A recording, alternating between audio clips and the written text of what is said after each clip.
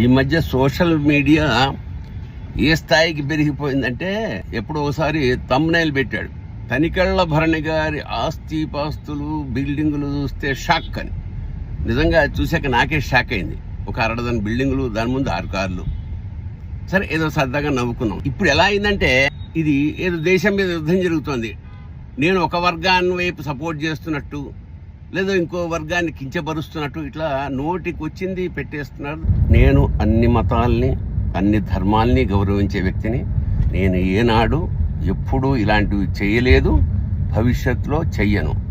అంచేత ఎవరో కొంతమంది నా మిత్రులు, శ్రేయోభిలాషులు చూసి కొంచెం బాధపడడం. ఎందుకంటే అన్ని వర్గాల్లో మాకు ఆత్మీయులు చాలామంది ఉంటారు కాబట్టి దయచేసి వీటిని ఎంకరేజ్ చేయొద్దు, రెస్పాండ్ అవ్వద్దు.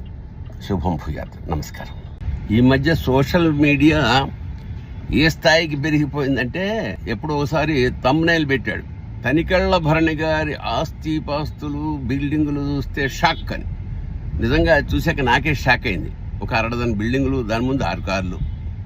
సరే, ఏదో సరదాగా నవ్వుకున్నాం. ఇప్పుడు ఎలా అయిందంటే ఇది ఏదో దేశం మీద యుద్ధం జరుగుతోంది, నేను ఒక వర్గాన్ని వైపు సపోర్ట్ చేస్తున్నట్టు, లేదా ఇంకో వర్గాన్ని కించపరుస్తున్నట్టు ఇట్లా నోటికి వచ్చింది పెట్టేస్తున్నారు. నేను అన్ని మతాల్ని, అన్ని ధర్మాల్ని గౌరవించే వ్యక్తిని.